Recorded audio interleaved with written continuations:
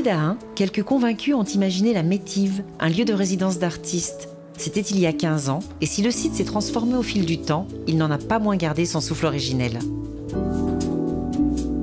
On s'est installé notre activité il y a cela 15 ans, qu'on a commencé en itinérance, en organisant des sessions de résidence d'un mois avec 6 ou 7 équipes d'artistes invités.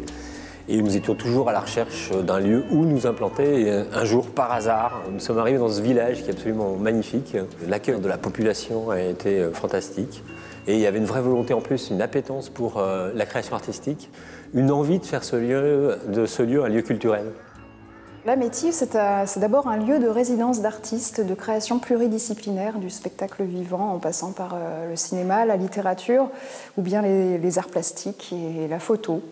Et on accueille tout au long de l'année des artistes qui viennent d'un peu partout par le monde, travailler, expérimenter, rechercher quelque chose autour d'un projet, d'une création artistique qui, le plus souvent, est à l'état d'écriture. C'est un territoire assez négligé, on va dire, qu'on ne connaît pas assez bien, mais qui est plein de ressources. Et c'est ce que nous faisons d'ailleurs dans le choix des projets que nous accueillons, c'est que la première chose qu'on regarde, c'est quel écho ça va trouver sur ce territoire-là. Ce week-end, la Métive organise la Festive, 3 jours de fête pour se souvenir, mais surtout pour continuer. Vous vous en rappellerez de ce travail? Dans le cadre de la Festive, on réaccueille une plasticienne qui s'appelle Delphine Sievaldini, qui est une des artistes défendues par la Métive. Et elle présente une installation spécialement pour l'anniversaire qui s'appelle Blitz et qui se tient à la Bergerie, et où le cadre est vraiment adapté à son travail d'installation. Autour de nous, on voit 38 personnages qui sont faits de laine et suspendus par des fils de laine, et ils flottent dans une sorte de constellation familiale. Mon idée, c'était de permettre aux spectateurs de voyager dans l'infinie possibilité des souvenirs, des liens qui se tissent entre les gens, d'essayer de figurer les merveilles comme les cataclysmes.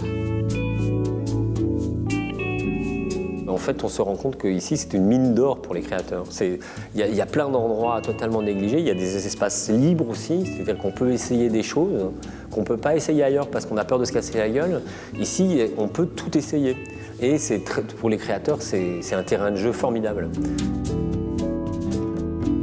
Les photographes qui viennent en résidence ici, leur travail va s'intéresser à la question du paysage, la nature, le lien de l'homme à la nature, le lien de l'homme à son territoire. Et la deuxième chose importante, c'est que ce sont des gens qui questionnent leur outil. C'est-à-dire que s'ils utilisent la photographie, c'est aussi pour réfléchir à ce qu'est la photographie et quelle place elle a aussi dans les usages de la société aujourd'hui. Depuis 10 ans, donc, il y a un peu plus de 20 photographes qui sont venus en résidence ici. Et donc voilà, je les ai sollicités pour leur proposer de présenter une image pour fêter les 10 ans de la présence de la Métive et l'inauguration des nouveaux bâtiments.